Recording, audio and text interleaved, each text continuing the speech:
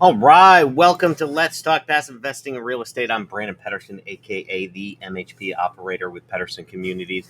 We started this show. Well, I started this show to provide insight into passive income investing opportunities for those of everyone who may not be an operator, doesn't want to manage the deal, but they do want to invest in real estate. It's a great way to build legacy wealth, not just for retirement, but also for lifestyle planning. Allow me to introduce you to the tips and the insights and stories for myself and guests when we have them on to provide you enough information to be just a little dangerous when making a decision on if passive investing is a possibility for your wealth planning. Please take a moment to like and subscribe to the channel on YouTube or to follow me on TikTok and Instagram at MHP Operator. All right. Well, today what I want to do is I wanted to talk about the four type of investors. So what I have learned in my years is that there's different types of investors or different ways that investors can operate. Let me go live over here on TikTok. All right, there's four different kinds of investors that I learned when doing real estate syndications. Each one of them is a little bit different than the others. They all have certain preferences and personality profiles and motivations that kind of gear them towards saying yes or no when somebody like me comes to them and asks for an investment. When you're raising capital, it's a lot of work and there's a lot of stuff that goes into it, and you could put a deal together, spend a lot of time, a lot of money, putting the due diligence, the inspections, walking the mobile home park or RV park, hiring the attorneys, the surveys, everything that goes into it. Only when it comes time to find out that you can't raise the funds because either A, you don't have the right people or enough people, or you presented it to the wrong people in the wrong way. What I learned is that although a lot of people say that if you have a good deal will find the money, that's not always true. Just because you got a great deal, you could buy a deal at 50% of its value and still not find the money to buy the deal if you don't have the right people. So what I was able to come up with is the four type of investors that typically invest in real estate syndications. And this is for passive investing. There's many ways you could do it. Passive investing, semi-passive investing, and active investing. Obviously, this channel gears towards passive investing. So why don't we start there and understand the types of investors that there are. So the first one is going to be the limited partners. They're passive equity investors. Their job, their participation in this is to provide the bulk of the capital needed for the purchase of the property. Not involved in the day-to-day management. They're taking on passive, silent role. Their main responsibility is to contribute capital and occasionally maybe vote on major decisions with the operating entity. They're typically not involved in any of them. They're actually not involved in any of the day-to-day. They're not going to handle any of the management of the deal, decisions of the deal, any of the strategy. They're strictly giving you the money and that's it. And the reason why they do this, because you may be asking, like, why is someone just going to give you money to buy a deal and not do anything? A lot of times, the typical limited partner, their profile exists as a busy professional, kind of like a doctor, a lawyer, an executive who has disposable or high income that they need to put to work, but they don't have the time to, or even the experience to manage or run a real estate deal. A lot of them have heard that real estate is a great way to build wealth. Um, but they don't have the time. They're busy excelling at their careers, but they have all this income that they want to put to work. So they'll find somebody like me and they'll invest in us strictly on a limited basis. Now, this means their activity is limited and their liability is limited. They don't have any risk. This is great because they're also risk averse and they're looking for stability and predictability in the investment without the ups and downs. So really, they're looking for somebody that can provide a stable passive income. And that is one of their biggest motivations is they're attracted to the passive income that real estate syndications provide. And we can make another video on real estate syndications and the way they earn money. But generally, these investors invest because they're going to be getting a monthly or quarterly cash flow dividend, and it's called a preferred return. And typically, that's going to be between 6 to 8% of their investment. And that's one of the things is they are and it could be either cumulative or non-cumulative, meaning you're guaranteed that amount, or non-cumulative means you only get it if they have it and you're not promised it at the end. Personally, my favorite is the cumulative. I think that's fair. You promise somebody 7-8%. Just because you miss a little bit doesn't mean they shouldn't get it. So what'll happen is you'll actually get it on the back end when you go and sell the deal. If you missed, $10,000 in payments over the life of that deal, before anybody gets any of the profits, that 10,000 is paid back to them. And that's very attractive for a lot of these professionals, because they look at it like this, like, okay, it's a cumulative return. I am going to be guaranteed that I get 8% if this guy doesn't mess up the deal. And that's what they're looking for. They're looking for a guy who's not going to mess up the deal. So one of the things, although they don't have any control, the one piece of control I would say that a limited partner wants is the ability to select and interview their operator. And I've done a whole other piece on my website about selecting an operator and the right type of operator. But they want to be able to trust somebody that's able to maximize the return of the deal and actually perform the business plan as suggested. So a limited partner, their only job, other than giving the money, is to make sure they pick the right operator for the deal. That's one of the biggest things. Now, how else will they be rewarded? So one of the most enticing things for a passive investor in a real estate syndication such as mobile home parks is going to be the fact that not only do they get a dividend or a cash monthly payment, but the fact that they're also going to get a share in the equity. So a passive investor, when you buy into one of these mobile home parks, right, you're not only going to share in that rental income, but typically within 5 years, they're going to refinance that deal, and they're going to go and they're going to get whatever that other promise is. So a lot of times it'll be another 8 to 9% that you're going to get in the equity share when you go to refinance or sell that deal. So if you add it together, if you're getting your 8% pref every single year, and then on sale, you're going to get another 6 to 8%, you're going to be doing pretty well. You're going to get somewhere between 14 to 16%. A lot of guys kind of aim towards that 20% cash on cash return. It's not always possible, but it is very lucrative. And that's what passive investors love when doing it. The other thing that they get that I feel like a lot of people aren't talking about when you're talking about passive investing in real estate syndications is going to be depreciation. Being able to offset your income is huge for a lot of these guys. So when we're looking at raising capital and we're trying to structure a deal, one of the things you got to make sure you structure right is going to be the proportion of depreciation that they get, and to make sure that as an equity investor they get to share in that. Now, this wouldn't be a discussion on raising capital from investors and the right way if we didn't talk about what not to offer these guys. One thing passive investors don't want, obviously, is an active role. They do not want to do anything. Like we said, the main profile for a passive investor, if you're looking to invest, you're probably a busy professional, a lawyer, a doctor, an executive, somebody who's got other things to do and does not have the time or experience to take on an active role. So if you're looking for a partner, an actual operational partner, the last thing you want to do is go and present the deal to somebody that you know that has other stuff going on. Like we talked about in the beginning, that is one surefire way to not be able to raise funds and then have your deal fall apart. So as an investor too, as a passive investor, the one thing you don't want is also debt holder position. I've made that mistake before where I go and I talk to somebody who prefers equity, but you offer them, or I have offered them, a debt position. You lend me money and I'll give you monthly interest, but you're not going to share in any of the equity and you're not going to share in the depreciation. But for those guys with that high income and probably a lot of other investments, they are looking for that depreciation, and they're also looking for the share in the equity as well. The second one, now this is one that a lot of people don't know about when talking about passive investing and real estate syndications. Is one that, and I didn't quite understand it either for a long time when I was doing this, but it's a very important part of a real estate syndication, and that is a loan sponsor. So they're called key principals, KPs. So you have your LPs, your limited partners, and then you have your loan sponsors or KPs, key principals.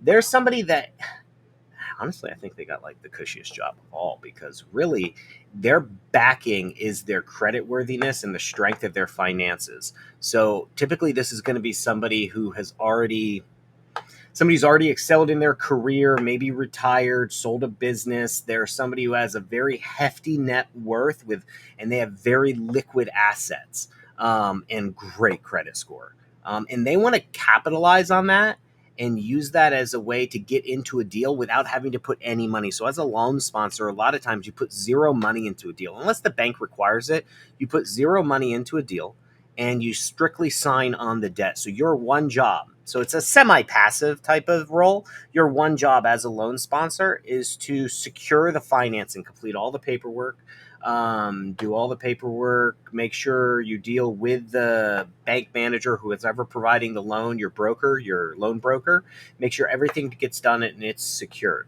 So you will be typically, as a loan sponsor, a part of the GP team.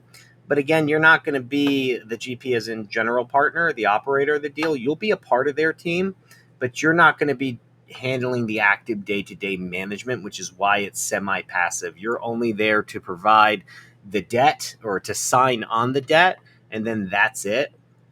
So we talked about the type of person that does this, and one of the things that fits their profile is that they want to be hands off. A lot of times they do just want to capitalize on the strength of their finances, but they don't want to be the active operators, and they just want moderate involvement. Their credit score is going to be extremely high. And one of the things is they are compensated pretty well for having put in no money. So as a loan sponsor, you're typically going to get a share of what the GP gets. So if the GP is getting 30% of a deal, you'll typically get 10% of that. And you have to put up no money for that as well. Now, if you're good at what you do and you negotiate as a loan sponsor, you could typically get a piece or what's called it's a fee, like a loan guarantor fee. So for guaranteeing the loan, you should be getting a fee as well as a KP or a loan sponsor. That could range just depending on the size of the loan and how much of your net worth it's using and how much of your liquidity it's using. So speaking of which, what's required to be an LP, right? Or I'm sorry, KP, a loan sponsor. One of the things that is required is, well, you got to have some money. How much money? The banks want to see. So if you're doing $2 million, you're getting a loan for $2 million. You need to have $2 million in net worth typically to be able to get that deal, which is why GPs, when you're doing a lot of deals, you need to find people like these loan sponsors, because a lot of times operators aren't able to do that across a lot of deals. So they go and find a loan sponsor who has a net worth of $2 million and is able to show that and to the bank. And then the other thing is a lot of times the banks will require 10% liquidity. So if you're doing a $2 million deal, you have to have $2 million in net worth and then $200,000 in liquidity to show them, meaning liquid assets, something that's readily available for you to use essentially on the investment, even though you're not going to. But that's what they want to see. So you really do have to be financially strong.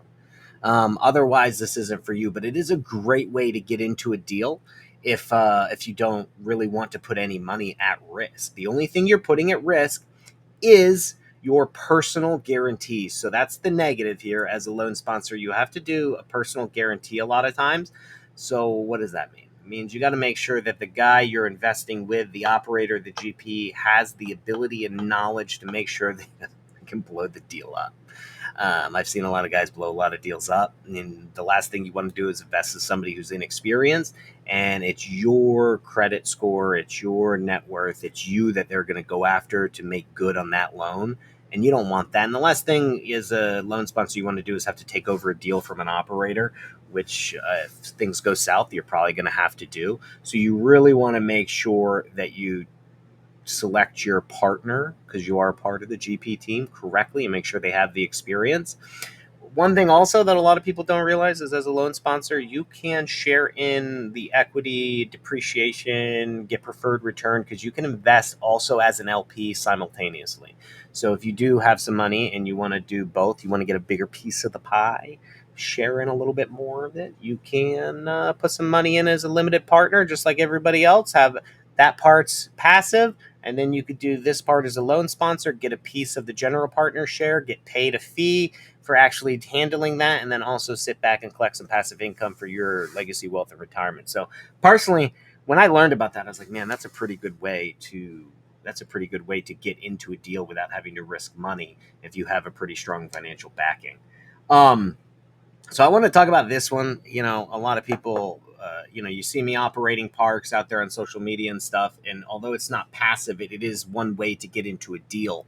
Because a lot of times operators or active equity investors could typically enter a deal with little to none of their money as long as they're willing to provide the time and the effort. So whereas a limited partner is providing 100% of the money commitment, the loan sponsor is providing 100% of the debt commitment. The operator or the GP, you've heard me say that term, that guy, well, he's offering 100% of his time and commitment and effort, his energy into making sure the deal operates. One thing about these types of guys, they like control. So one of the reasons why they do this is they want to control the deal. They want to make sure that they're involved in every strategic decision. What they say goes. They believe that their ideas are going to be what makes this work. So they're very entrepreneurial. So a lot of times you'll find operators are also small business owners. They do really well in that. They can manage people, operations. They probably have some experience in property management or something. They're really good at that, and they don't mind the work. And one of the things that's unique about them as well is if this sounds like you could be a great operator, right? Is you're motivated by adding on skills. So that's one of the things. Whereas like the limited partners and the loan sponsors, they're not adding on skills. They're just strictly either giving money or their credit, basically their credit worthiness. The operator, you're reliant on your experience and skills. So you're going to build on that as you go, because every problem you have is going to make you better. So you're constantly looking at every deal as a challenge. And that's something that kind of fits that profile, is they like that challenge. They want that challenge. So if that sounds like you'd probably be a good operator. Now, it's a little different to get paid. So I said that you can enter the deal with little to no money. You are in charge of the deal, but how do you get paid on it if you don't put money into it, right? So one of the things is you get an acquisition fee. So an acquisition fee is a fee for buying it. So a lot of times there's a lot of work that goes into a deal. You could spend months, years, thousands of dollars trying to take a deal down between the marketing, the visits, the flights. And you need to be compensated for that. So if you're doing a $2 million mobile home park, right? And a lot of parks nowadays, that's what you're looking for when you're going to do a syndication, a larger deal. It's the same amount of work as a small deal. But if you're going to do that, typically you're going to be able to take anywhere up to 5%. I've seen larger ones, especially if it's a phenomenal deal. I've seen guys take larger acquisition fees, but we'll say 5% is kind of like an average. So you could get paid up front, put in no money, and get $100,000 at closing as your acquisition fee. Now, that's not just free money, right? Because that's the money that, one, you spent to get the deal. And then two, that's money that you need to utilize to actually operate the deal. You have to survive, right? So this money is not a payday per se, as in you're going to go out and buy a Lambo or something. I mean, I guess you could do that, but it really is just a reimbursement of all the effort you put in, because without you, the limited partner, the LP, the KP, they wouldn't even have a chance at this deal. They're not in the business. They have no chance of getting this deal, let alone negotiating the deal that you probably negotiated, which was probably a phenomenal deal if you know what you're doing. And you deserve to get compensated. So I know it sounds outrageous, right? You're going to get paid $100K, you put in no money, and then you get paid after that too, and you do get paid after that as an operator. If you want to be active, you get compensated for it. So you get an asset management fee, typically 1% to 2% of the gross income. It doesn't sound like much, but if you're operating a multi-million-dollar portfolio, $10 million deal that's generating $500,000 to $1 million a year in income, it's going to add up. I am not personally a big fan of the asset management fee. I'm just not, especially for like mobile home park real estate syndications. I don't feel that that's necessary. The reason why is because a lot of people also property manage their deal. And when you do property management, you're actually the one leasing the property to tenants. You're out there showing the homes, that stuff. You'll get that, and that's typically like 8 to 10%. To me, that's the fee that aligns best with the investors that are in on your deal. So the asset management fee, I mean, I guess as you get larger, it becomes much more important to have that because you have a lot more overhead. But at this stage, I personally don't feel the asset management fee aligns with your partners. And then you get equity share, right? So you have two different sides of the shares. We talked about the limited partner getting their preferred return and their equity share. The general partners get theirs too. So as the operator, you'll probably only get 30%, maybe a little more depending on who your investors are and what it is, but you're going to be looking at about 30% of the equity, and you'll also get a share of the depreciation as well, a proportional share of the depreciation. So that really does help. And then you'll get what's called like a catch up or a waterfall. So if they're getting 8% return every single month as a preferred return, you're also going to be able to get that once you meet that hurdle. So once you hit the 8% for the year and your investors have been returned their 8%, you start to split the cash flow after that. So you can start to see that like being an active operator definitely has a better pay schedule than the limited partners and the loan sponsors, but it comes with a lot of work. It's a 24/7 job, especially as you're operating multiple deals. This is your only life. You can't be a busy professional. You can't do anything else. This is your life essentially. So, like I said, 100% time commitment and 100% energy. And that's what your investors expect, which is why they're willing to give you these fees, because you're talking about a 5 to 7 year type of time commitment for one deal when doing syndications for mobile home parks or any other type of syndications. The one thing you don't want to offer these guys, so like I've seen and I've made the mistake too, is like you are looking for money and you go to a fellow operator to invest with you, they're going to want control and they're going to want say in the deal. And if you are also a control freak and want to run the deal, you're going to be butting heads a lot. So very rarely do operators invest passively. Usually the operators that are willing to cross over and become passive investors in your deal as a new operator is going to be somebody who has already established themselves. They've built a business. They're now looking, they have excess cash flow from all of their investors, and they can only put so much into their own deals. There's only so much they could do. And they're willing, and quite frankly, way too busy. There's that busy professional aspect to be in your deal and operate it. They'll just give it to you passively and say, okay, go run this and pay me my preferred return. But again, they're very knowledgeable and like they have a world of experience. So like they're going to want to give you advice. They're going to want to interview you. They're going to want to make sure you're legit. So as an operator, you could get into a deal, right? As a passive investor, if you want to do that, or you could get in as a co-investment. But the only way that would work, and I've seen work and I've done one, is where you have complementary skills. Otherwise, you're just going to be button heads. The fourth and final investor in this series of the types of investors are direct debt lenders. Now, I have seen too many people make this mistake when trying to raise money because a lot of guys come from the single family space, flipping houses or wholesaling properties, and they essentially think that all of the guys that gave them money to buy and flip homes and have lent them hard money at 12% or private money at 12%, 1 point or 2 points. They think that those guys, when they transition into mobile home parks or apartments or real estate syndications, they think that those guys are going to come along with them and invest. So did I. And that was, I was relying on that. I remember on one of my first deals that these people were going to want to invest with me. I've known them for a decade. We've done so many deals. The trust is there. They know I know what I'm doing.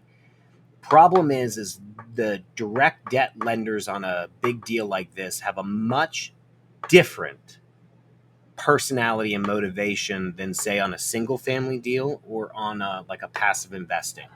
So one thing is it's a much larger deal. These guys, they like conservative. They understand what you did before. Debt holders typically have a profile of very conservative where they know what you've done. They know the asset class. They've done it with you, so they'll do it again. But when you move into something new that they've never done, it starts to concern them because their collateral is the property. And if they don't understand the property, they don't want to give you money. And two, a lot of times when we're doing syndications, we're not asking for debt. We're asking to share in the equity. And people who have lent you money as a single family operator flipping homes, they don't want to transition into be a passive equity investor. These guys love the debt position. They really like the security and stability of receiving a monthly interest income check. That's what they want. It's they have money already. Typically these guys, like, they're retired, they have significant net worth, they maybe have some type of retirement income that they've done self-directed, so now they're going to like kind of place that money, if they're not fully retired yet. And what they're going to do is they're going to invest at 12%. They want that steady interest income, and they want very low involvement. They don't want to be your loan sponsor. They don't want to be your JV operator partner. They don't want to be a limited equity partner. They don't want equity. They don't understand it. I remember I talked to a debt investor where I had wanted him to transition into equity. The problem is there was a learning curve. He didn't understand the syndication structure. He didn't understand how he was protected. And I felt as if I was trying to educate him at the same time as raising money. And that's the last thing you want to do. You don't want to be educating people when you need money. You want to educate them prior to that. And the guy ultimately never invested. It just wasn't something he was ready to transition to. He kept trying to convert my deal into a debt position. And I was trying to explain to him that's not how it's structured, which is how we go back to the beginning of all this when I said you have to present the right deal in the right way to the right people. The right way is based on what we're talking about. Each individual profile has a different way they want to invest. You can't bring a debt guy in equity position, and don't bring somebody who loves equity positions a deal structured for debt. It's just not going to work for you, and you're going to wind up with your deal falling apart. How did this guy get paid? Man, I've seen so much, but like, it's a very lucrative position to be in when you look at it from the income side. Probably one of the better ones, because you're going to get anywhere. I mean, I've seen them 12, 15% lately. When regular rates are pretty low, like I've seen them go down to like 5, 6%. You could get like a private loan, 5, 6%, especially if that guy's just trying to preserve his capital and he knows, likes, and trusts you. Done a bunch of deals. You could probably lock something up at 5, 6% back in the day. Now I'm seeing a lot of guys, like, if you know them, maybe 9%, but a lot of them are coming out 12%. I've seen some pretty like during COVID, man, people were charging like 15% if you wanted to do deals because of the risk. And then they'll charge you 1 to 2 points. So if you're doing, $100,000 deal, you're going to pay $1,000 to them or $2,000 up front just to originate that loan. So they're going to get paid monthly. They're going to get paid that origination fee, which maybe they'll waive if they do a lot of business with you, but they'll do that. And then on top of that, they're going to get repaid their principal. So whenever the operator goes to refinance, they're going to get paid that. Maybe it's a prepayment. They'll get paid their lump sum whenever the operator goes to sell or refinance the deal. It's really a very lucrative thing for them. They don't have to worry about anything. The one negative, personally, I never understood is the collateral aspect. Is you're talking to somebody who they really like the security of being collateralized by the property, but yet they also want to be passive and they don't want to operate it. I currently know of a park that's happened to. They bought it, and the operator took, I mean, it was pretty hefty. He did like a 60% down, 40% loan, but he way overpaid for it, and then he totally messed the deal up. And the lender had to come in. And this lender had no experience. It was a mobile home / RV park. This lender had no experience operating mobile home and RV parks, and he totally had to step in and figure it out. There was issues with permits, the city or county, and the permitting and operating it. There was health issues with the health department, with the infrastructure of the water and the sewage lines. Everything, the leases, the payments, everything was bad. And this guy, who is usually a passive investor, has to step in and manage that deal. That is probably one of the worst things that could have happened for a passive debt investor, which is why I don't know why they like to be collateralized that way. Whereas on an equity investor, although you do have that right, typically when you're investing in a GP, there's a team behind them. You're with other limited partners. It's a much different type of structure. So anyway, those are the 4 profiles for real estate syndication investing. It is important to match them. I thought I'd share that with everybody on the show. I appreciate you guys watching along and going through these 4 different types of investors with me. Like, subscribe, follow me. I plan on doing more of these as we go, going through a lot of stuff when it comes to mobile home parks, real estate syndications, investing passively, how to make money in real estate, as well as doing the operations of mobile home parks and RV parks, dealing with tenants and leases and stuff. We're going to post a lot of episodes out here about how to do that and go live. And hopefully, we could teach you something along the way about what type of investor you are or how to invest in these deals. As always, give me a follow, like, and subscribe. MHP Operator, I appreciate you. Thank you very much. Lock and load.